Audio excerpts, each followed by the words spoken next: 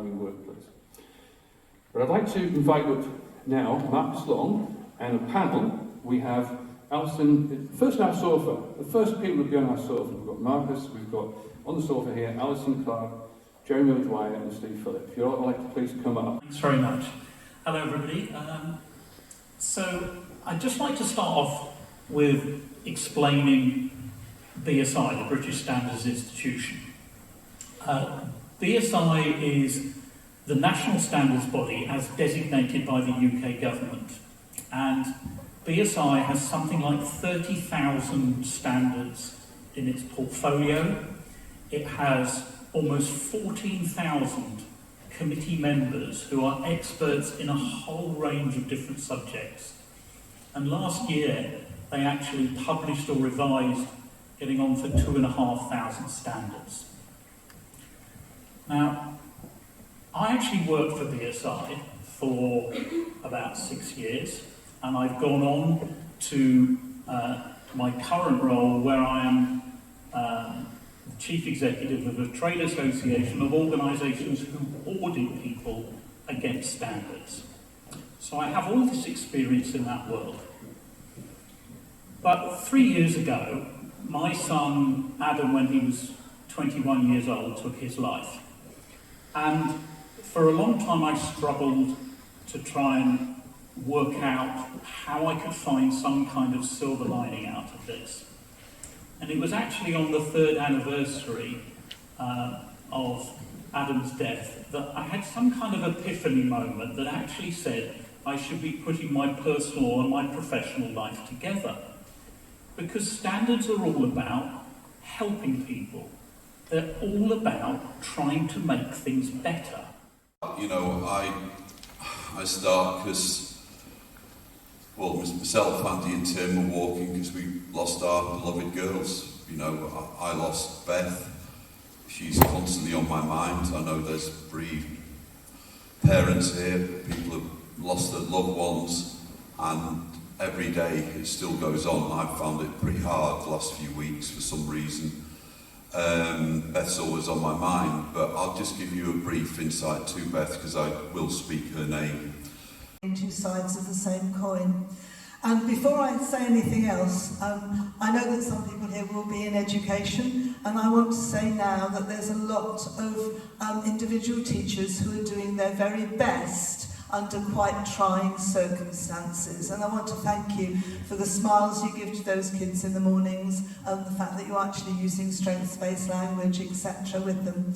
But I also want to build up, respond to a couple of previous speakers.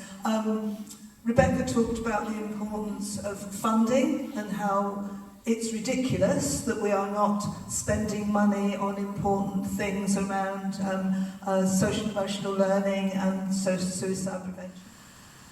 So far we've trained 500 people across Bury in the workplace and schools and high schools and in healthcare settings on a 3-hour learn to recognise the signs suicide intervention. The National Review of Student Suicides. You've all heard of it, maybe? In the debate, the government minister, that's Halfon, guy, bottom right corner, said he was going to have a national review of student suicides. We thought, okay, fair enough. Turns out they're learning from the future. In a normal person, you'd learn from the past. This is what you'd argue, but not them, no. What they're going to do is learn from deaths in the current year. They are waiting for people to die to see if the universities do the right paperwork and send it through. I want to wrap this up in one word, and that word is connection. Adam and I, we have been talking and talking and talking about this. What is it? What's the special sauce, the fibrous, the thing from Save a Warrior, and this conversation, the wider conversation around suicide prevention, okay? Not just in veterans, not just in police and fire, our first responders, our uniformed services, but humanity, the wider community, people, humans. It's a human condition, okay? This thing called life and death and suicide. And it always boils down to, and when you strip it away and start to add in the simplified version of what's presenting, it's connection.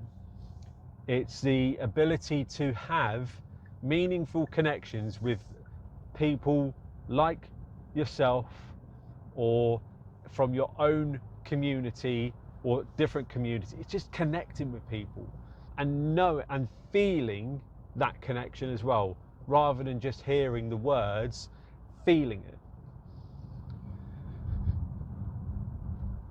Adam and I, we've driven up.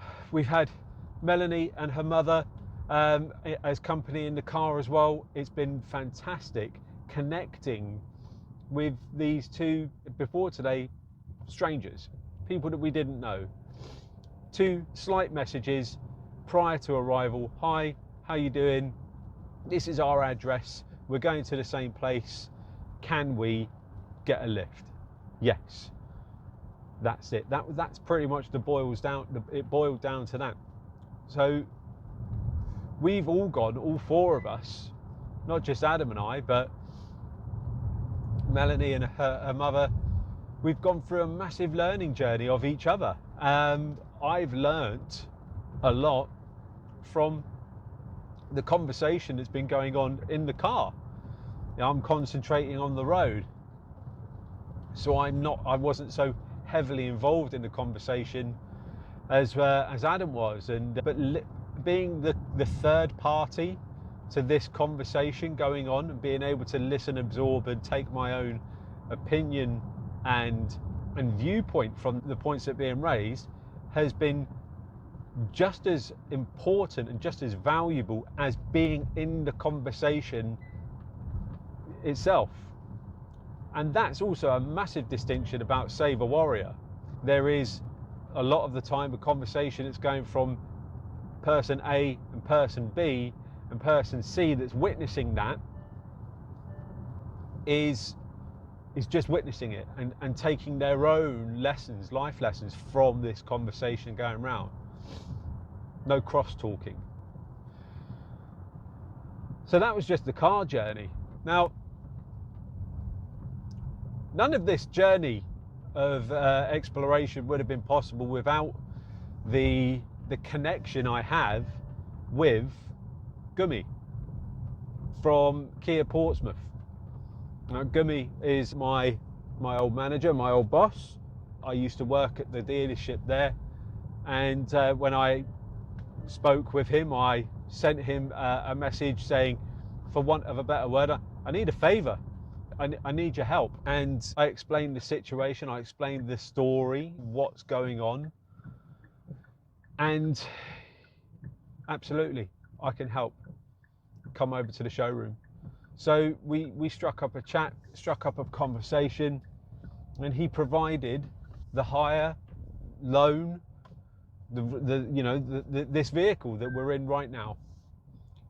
And that there is something that we're eternally grateful for. Thank you.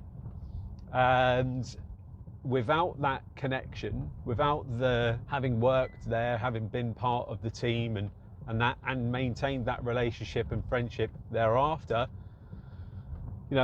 that probably wouldn't have been the case. So there's a connection there still. So just more evidence.